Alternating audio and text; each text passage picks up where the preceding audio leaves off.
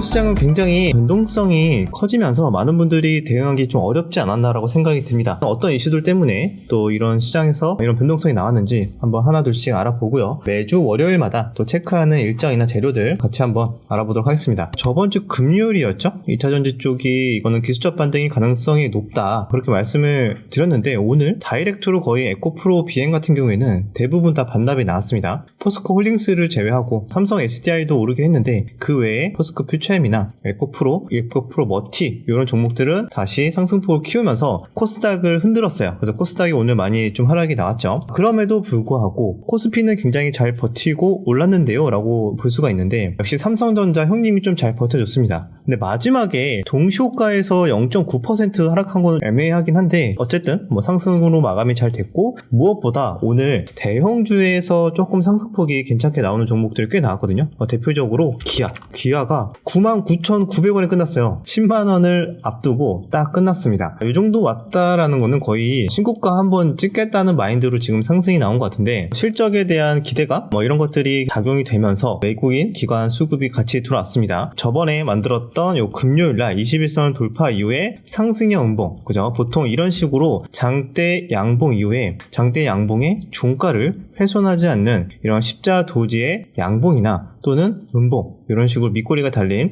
이런 패턴 이후에 또 5일선 반등 연속적으로 잘 나온다던가 양음양 패턴 자주 나오고 있죠. 이번에도 설마 이런 기아 같은 대형주에서도 이런 패턴이 그대로 잘 나올까 했는데 정말 잘 나왔습니다. 별로 갭은 뜨진 않았는데 전고점 부근까지 일단 반등이 나온 상태에, 여기에서 또 전고점 부근이기 때문에 또 팔 사람 팔고 하겠지만, 다시 한 번 더 신고가에 대한 기대감으로 또 연속성은 어느 정도 살아있지 않을까 그렇게 보고는 있습니다. 한 가지 아쉬운 거는, 보통 이렇게 기아나 현대차가 이렇게 좋은 흐름이 나와주면은 자동차 부품주들도 예전처럼 좀 잘 움직여주면은 또 매매할 만한 종목들이 나올 텐데, 비교적 자동차 부품주들은 좀 약하죠. 뭐 화신도 그렇고 성우 하이텍, 예전에 좋게 움직였던 종목들 그냥 그런 움직임들, 뭐 에코플라스틱, 그죠? 오히려 하락이 나와주고 투자의 그런 심리가 부품 쪽으로는 아직 좀 확산이 되지 않는 모습입니다. 그래서 오늘의 특징은 몇몇 대형주들이 코스피를 이끌었다. 코스닥은 2차전지와 AI 종목들이 하락을 이끌면서 투자 심리가 일시적으로 부정적으로 바뀌었다, 이렇게 해석을 할 수가 있습니다. 삼성 바이오로직스도 좋은 흐름 나왔거든요. 오늘 거래대금 1,500억 터져주면서 최근에 나왔던 이런 고가 부분을 살짝 위로 올려놓는 모습들, 요즘 시장에서 테마주들이 살짝 꺾이니까 우리 시총 상위주들이 조금 좋은 흐름이 나와주고 있네? 설마 대형주 장세로 가는 초입인가? 라고 고민이 되기도 하는데, 조금 더 지켜봐야 될 것 같아요. 왜냐면 테마주에서도 또 완전히 다 끝난 게 아니기 때문에 어떤 또 이슈들이 있는지 한번 하나둘씩 체크를 해보죠. 그래도 대형주 중에서 2차전지 관련주 중에서 왜 포스코 홀딩스만 강하죠? 라고 생각할 수 있잖아요. 이거는 아마 중국 경기 부양 기대감에 조금 더 영향을 받은 것 같습니다. 그래서 오늘은 2차전지가 아니고 중국의 경기 부양 기대감, 관련 뉴스로 본다면은 중국 돈 풀어서 증시 부양한다, 춘절 앞두고 민심 달래기 용으로 지금 현재 판단을 하고 있지만, 어쨌든 이런 뉴스에서 대형주 몇몇 종목이나 이런 포스코 같은 종목들은 일부 좀 반응이 나왔다, 이렇게 해석을 해볼 수가 있습니다. 자, 2차전지는 대부분 다 반납이 나온 이유는 이때 테슬라 실적 발표로 인한 또 쇼크 이후에 공매도 세력은 이때 또 차익 실현을 해야 되기 때문에 일부 차익 실현하는 과정에서 쇼커버의 가능성이 높다고 말씀을 드렸잖아요. 그래서 단순 기술적 반등의 확률이 높다. 그리고 나서 오늘 다시 재차 반납하는 모습 다시 한 번 더 확인을 했고요. 지난주에 이어서 최근까지도 신규주들이 줄지어 이제 상장을 하고 있는데, 확실히 예전처럼 신규주들이 그 신규주 장세의 힘이 많이 부족하죠. 종목들 한번 볼까요? 오늘 상장한 게 포스뱅크는 갭상승은 잘 시작을 했는데 마지막으로 갈수록 이렇게 쭉 투매가 나오면서 고가 대비 마이너스 60% 가까이 하락이 나와주면서 신규주 장세 무덤이 지금 계속 반복이 되고 있습니다. 자, 예전 같은 우리 신규주 초강세장을 상상을 한다면은 이번 시장에서 좀 큰 손실을 보신 분들이 많았을 것 같습니다. 포스뱅크가 이렇게 오늘 흐름이 나왔고, 이 종목뿐만이 아니라 현대힘스는 이거는 제가 봤을 때 당하신 분들 꽤 있을 것 같아요. 왜냐면 지난주 금요일날 상장했는데 따따상을 상한가를 잘 말았어요. 따따상 말았는데 오늘 개파락이 마이너스 14%하고 다이렉트로 해서 마이너스 30%까지 하한가까지 잠갔습니다. 이거는 상따하신 우리 또 형님들 굉장히 많았을 것 같은데, 시초가부터 이렇게 개파락이 나오면은 거의 대응이 불가능하죠. 손절밖에. 그래서 이렇게 또 신규주는 그만큼 성공했을 때 엄청난 수익이 나오기도 하지만, 이렇게 한번 또 당하면은 큰 손실을 볼 수 있으니까 초보자분들은 최대한 접근하지 마라, 이렇게 말씀을 드렸던 이유도 이런 식의 좀 불규칙적인 패턴들 때문에 때문에 제가 좀 말씀을 좀 드리고 있는데 이번에는 확실히 신규주 무덤이 많이 나오고 있다. 앞으로도 좀 조심해야 되지 않을까 생각합니다. 그 외에도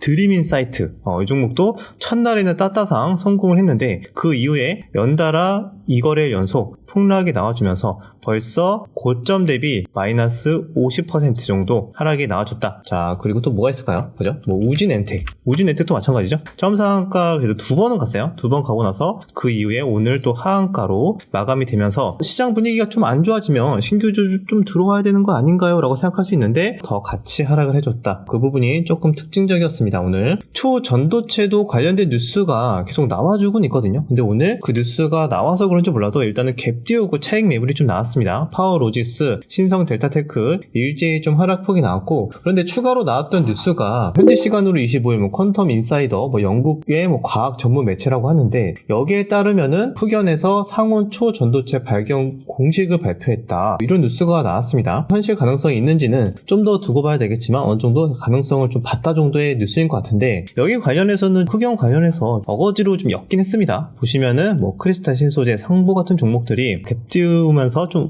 변동성이 나왔는데 글쎄요, 요거는 매매하시는 분들도 있겠지만 거래대금은 그래도 2천억 터졌네요. 아마 매매하시는 분들은 초전도체 매매하듯이 할 것 같습니다. 하지만 연관성은 딱히 크지 않다는 거 혹시 모르시는 분들은 체크하시면 좋을 것 같아요. AI 단기 이슈 소멸의 가능성이 오늘 일제히 하락이 나왔죠. 생성형 AI 특히 관련해서 올랐던 종목이 한글과 컴퓨터도 있고 폴라리스, 이스트소프트 이런 종목들이 있어요. 지난주 금요일날 샘 올트먼 방한을 하니까 이때 좀 차익 실현의 하락이 나오지 않을까라고 제가 미리 한 목요일쯤에 말씀드렸나요? 미리 말씀을 드린 적이 있는데 오히려 금요일날 한 번 더 상승이 좀 나오는 모습이 나왔어요. 그래서 의외네 라고 생각을 했는데 한 템포가 좀 더 느렸던 거죠. 오늘 오히려 차익 실현이 나왔습니다. 방한하고 나서 뭔가 주말에 후속 뉴스로 많이 안 붙은 것 같아요. 별다른 뉴스가 크게 붙지 않고 형식적인 이야기로 앞으로 논의를 하고 뭐 가능성을 열어두고 뭐 이런 식의 뉴스만 좀 나온 것 같은데 그래서 그런지 몰라도 단기 이슈 소멸에 따른 차익 실현이 나왔다 이렇게 볼 수가 있습니다. 이스트소프트가 그나마 장중에 반등이 조금 나왔고 그 외에 폴라리스 오피스, 플리토, 한글과 컴퓨터 같은 종목들은 거의 제대로 된 반등 없이 크게 21선 부근 또는 21선 이탈까지도 투매가 나와줬죠. 그래서 이런 식의 흐름들은 물론 이 외에 또 추가적으로 하락이 나온다면은 과대낙폭으로 접근하시는 분들도 있겠지만 단기적으로 좀 이슈가 소멸이 됐다는 거는 함께 체크를 해야 될 것 같습니다. 또 같이 반도체 종목들까지도 조금 움직임이 나왔거든요.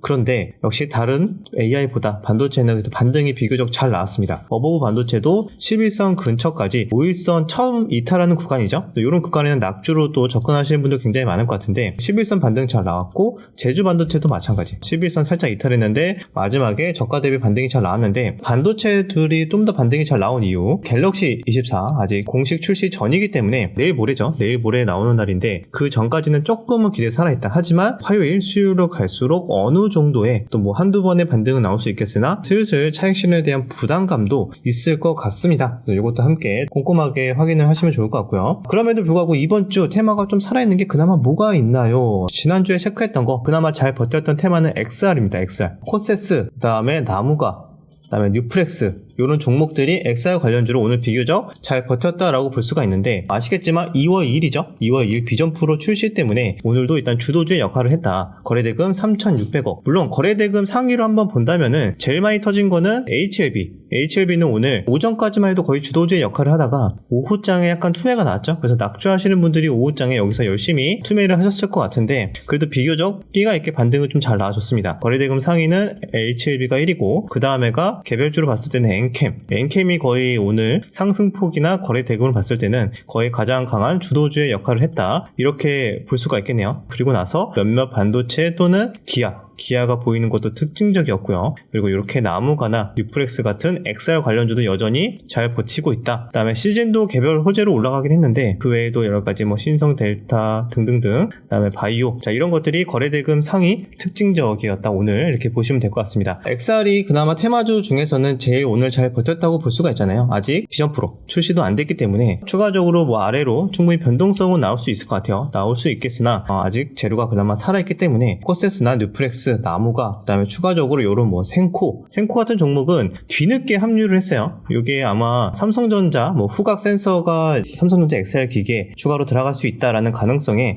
기대감에 이렇게 오르고 있는데, 이런 종목들도 뭐 추가적으로 키 맞추기 형태로 순환매 들어오는지 XR 테마는 계속 함께 체크를 해야 될 것 같습니다. 그래서 아직 살아있는 테마는 XR 종목들, 이번 주까지는 일단 관심 있게 봐야 되지 않을까, 그렇게 보고 있습니다. 코스닥 지수가 슬슬 꺾이기 시작하니까 또 조금 슬금슬금 올라오는 게 있어요. 왜냐하면 또 홍해 지정학적 리스크가 아직 끝나지도 않았기 때문에 지수도 하락이 나와주는 것 같고, 그 다음에 WTI 유가도 다시 슬금슬금 올라오고 있거든요. 그래서 이런 흐름 때문인지 몰라도 전쟁 관련주 흥구석유가 오늘 16%나 반등이 나왔습니다. 최근에 이렇게 거래대금 터지면서 상승 나왔다가 21선 이탈이 나왔죠. 근데 거래량을 줄어든 상태였기 때문에 이렇게 다시 21선 이탈이 나왔죠. 그런데 거래량을 줄어든 상태에서 오늘 다시 이렇게 11선 위로 올려놓으면서 거래량은 소폭 증가하는 모습이 나왔습니다. 전체적인 큰 흐름을 봤을 때는 이렇게 N자형 상승의 가능성을 열어놔야 되는데, 그런데 그러면 재료가 계속 붙을지 여부를 우리는 함께 체크를 해야 돼요. 그러면 같은 테마 내에서도 이렇게 전쟁 관련 테마주들도 대부분 비슷한 차트를 만들어가고 있나? 이런 것도 한번 봐야 되거든요. 관련주로 같이 움직였던 종목들이 뭐 한국석유도 보시면은 이렇게 거래량 이렇게 들어왔다가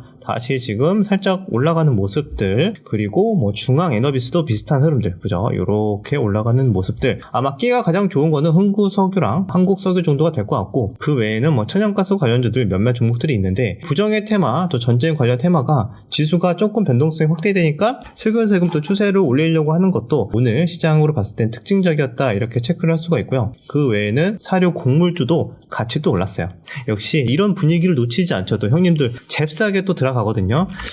신송홀딩스가 오늘 많지는 않지만 한 5%, 6% 반등이 나왔고, 미래생명자원도 마찬가지로 한 4% 정도 반등이 나와주면서 곡물주도 살짝 올라오는 모습이다. 그렇게 되면 시장은 이 정도면 정리가 다 된 것 같아요. 그러면 이번 주도 계속 봐야 되는 거 뭐가 있을까? 정리를 다시 한번 해본다면은 말씀드렸던 XR 플러스 전쟁 관련주 조금 오르는 거 찜찜하다. 그리고 신규주는 지금 무덤이 만들어지고 있으니까 좀 조심해야 되지 않을까, 그렇게 생각이 들고, 그 외에는 뭐 NKM이나 일부 HLB 같은 몇몇 거래대금이 빵빵하게 터지는 주도주였던 종목들이 있습니다. 근데 이런 종목들도 무리하게 매매를 하는 게 아니라 한 번씩 또 지지선 타점이나 우린 라운드 피겨 가격대 또는 낙주 관점에서 계속 이번 주도 관심 있게 봐야 될 것 같고요. 그 외에는 이제 갤럭시 24 발표 전에 뭐 반도체의 추가적인 움직임이나 아니면 그 이후의 반응에 따라서도 반도체 종목들 조금 더 움직일 가능성 열어놓고 대응을 해야 되겠다, 이렇게 정리를 하겠습니다. 자, 그러면 일정 빠르게 마무리를 할게요. 일정 말씀드리고, 자, 주말간 뉴스입니다. 푸틴에 대해서 미국 비공식 채널로 우크라이나 종전 대화 타진, 이런 뉴스도 있었고, 테슬라 관련 뉴스부터 해가지고 뭐 다양한 뉴스가 나왔습니다. 뭐 AI 관련된 뉴스도 계속 나와주고 있고, 요것도 특징적이었는데 미국 바이든 정부 첨단 반도체 업계 수십억 달러 지원 발표 예정이라고 합니다. 근데 요거는 아마 구체적으로 결정이 되는 시기가 3월달로 알고 있는데, 그 전에 뭐 기대감으로도 조금 움직일 가능성이 있으니까 아직 기간은 좀 남았다, 체크를 하고요. 자, 그 외에 또 뭐가 있을까요? 월요일날 특징적인 거는 그렇게 많이는 없는데 실적 발표가 조금 있고, LNF는 이제 코스피 이전을 했죠. 그런데 코스피 이전 요즘에는 그렇게 약발이 떨어졌다, 이런 식으로 얘기가 나와주고 있습니다. 자, 그리고 화요일날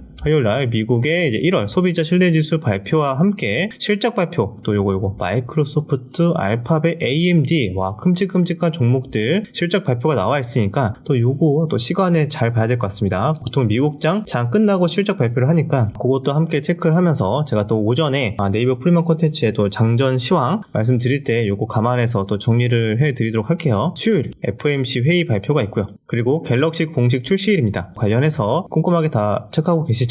그 외에도 이제 실적 발표들, 삼성전자 뭐 이런 거 실적 발표도 있다는 거. 자, 목요일입니다. 목요일은 이제 ISM 제조업 지수, 실업 수당 청구 건수, AI 서울 컨퍼런스 이런 것도 있네요. 그다음에 삼성 SDS 생산형 AI 브리티 출시, 이런 것도 있습니다. AI는 정기적으로 뭔가 있긴 있네요. 그리고 실적 발표 이날도 장난 아니네요. 애플, 메타, 아마존 등등등 이런 종목들 실적 발표가 있다는 거. 자, 금요일입니다. 애플의 비전 프로 출시, 여러분 다들 알고 계시죠? 그다음에 1월 고용 동향 보고서 발표, 그 외에도 이렇게 또 실적 발표 있습니다. 가볍게 체크하시면 될 것 같고, 이런 것도 있네요. 원전 관련해서 여기 뭐 붙을지 모르겠는데 이런 것들도 있다. 다음 주로 본다면은 또 가볍게 가볍게 옵션 만기일이 있습니다. 그 다음에 트럼프 대선 출마 자격 여부 결정이네 이런 것도 있고, 그 다음에 요거 설 연휴도 있으니까요. 이런 일정들 가볍게 보시면 될 것 같다. 또 이슈 있는지 한번 볼까요? AI가 살짝 차익 실현이 나온 가능성이 요것도 있을 수 있는데, 스위프트 딥페이크의 발칵, 마이크로소프트 AI로 만들고 X통에 퍼졌다 이런 뉴스가 나왔는데, 뒤늦게 딥페이크 규제에 나설 것, AI 관련해서 확실히 또 이런 부작용들도 나올 수 있다.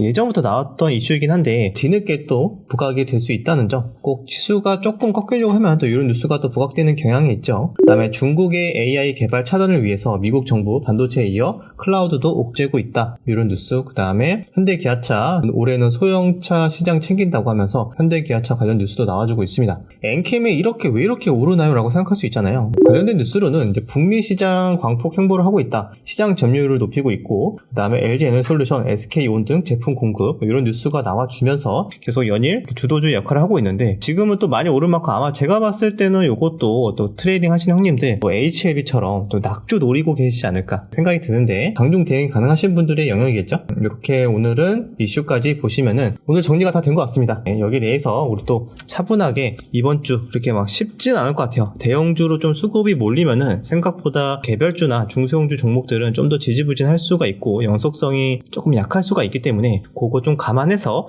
이번 주는 비중 조절이라던가 매매 횟수를 줄인다던가 오전장 위주로 대응을 한다던가 이런 식으로 본인의 투자 전략을 수정을 하는 게 좋지 않을까, 그렇게 생각이 듭니다. 자, 마무리하기 전에 명언입니다. 자, 성공하는 주식 트레이더의 원칙은 사람들이 과거에 저질렀던 실수를 앞으로도 계속 반복할 것이라는 전제를 깔고 있다. 굉장히 중요한 의미를 갖고 있는데, 과거에 일어났던 패턴들이 계속 반복이 될까요? 우리는 감정이 있는 사람들이기 때문에 감정대로 행동을 한다면은 같은 실수, 같은 또 패턴들이 반복될 확률이 높다는 거겠죠. 그러면은 사람들이 어떤 구간에서 많이 실수를 하는지, 또 어떤 구간에서 탄력이 생기는지 이런 것들도 심리적인 부분도 분석을 하는 게 트레이더로서 중요하지 않을까라고 생각이 듭니다. 여기까지 영상 마무리하고요. 내일 영상에서 뵙도록 하겠습니다.